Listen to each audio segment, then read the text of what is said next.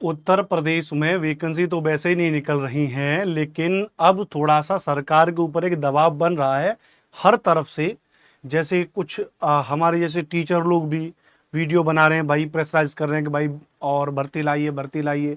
कुछ news channel के माध्यम से इसको बात की जा रही है, अखबार के माध्यम से भी इन सब चीज़ों को लेकर के बात की जा रही है, तमाम सोशल मीडिया से।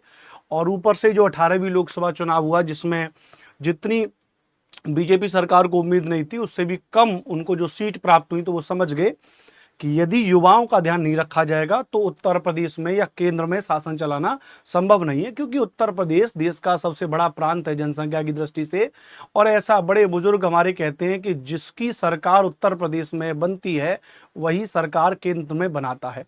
तो अगर प्रदेश में अब बीजेपी की सरकार बनी रहे आगे आने वाले चुनाव में, या उसकी साख, उसका जो क्रेडिट है वो बना रहे, तो इसके लिए बेहद ज़रूरी है कि अब सरकार को भर्तियों पर ध्यान देना पड़ेगा। एक ऐसी ही न्यूज़ जो दैनिक भास्कर एक समाचार पत्र है उसने अपने में निकाली कि टीचर और होमगार्ड में बम्पर वैकेंसी आएंगी, जिसमें उसने बताया था कि 45,000 तो बेसिक शिक्षा विभाग में होंगी, जिसको हम कह रहे हैं प्राइमरी की भर्ती कह रहे हैं। क्या कह रहे हैं? जिसको हम लोग प्राइमरी की भर्ती कह रहे हैं, जिसको हम लोग उत्तर प्रदेश में सुपर टेट के नाम से जानते हैं। तो एक तो हो सकता है कि सुपर टेट के 45,000 पदों पर भर्ती होंगी। जो आपके लिए ज्यादा जरूरी है, वो आपके लिए ज्यादा जरूरी है ये वाला पॉइंट, जिसमें लिखा है कि 8,000 पदों पर माध्यमिक शिक्षा विभाग में सहायक अध्यापक और प्रवक्ता की वैकेंसी होगी। किसकी वैकेंसी होगी भैया? तो 8,000 पदों पर वैकेंसी होगी। क्या होगी? 8,000 पदों पर भर्ती होगी।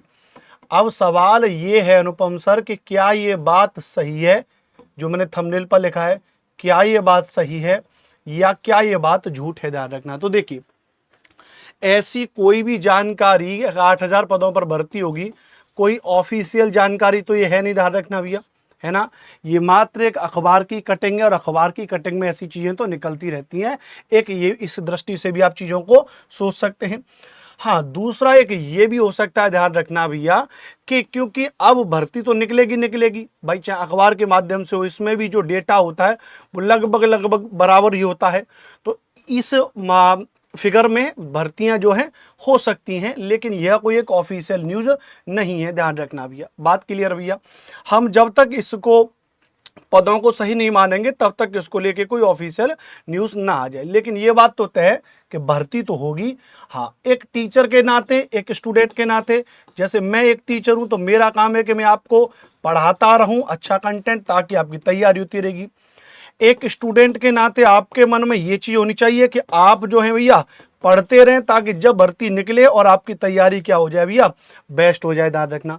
आप इस चैनल पे देख रहे होंगे कि यूपी टीजीटी को लेकर के मैंने आपको पढ़ाना भी प्रारंभ कर दिया है, जिसमें मैं प्रीवियस ईयर के पेपर आपको डिस्कस करा रहा हूं। रोज शाम को 8 बजे आप वहां पर जुड़ सकते हैं।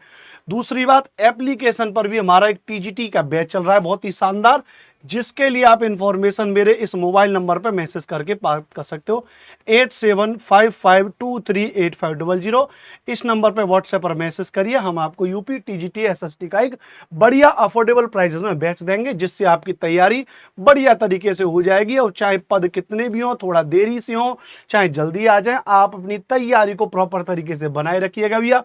तो 8,000 पदों पर जो भर्ती है उसका सच या झूठ का जो मायना है वो इस चीज पर निर्भर है कि एक समाचार पत्र ने इसके बारे में बात की है।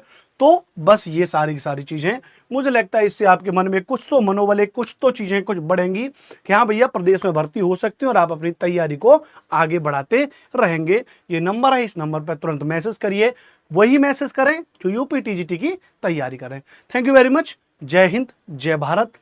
कंटेंट अच्छा लगा हो तो चैनल को सब्सक्राइब भी कर देना।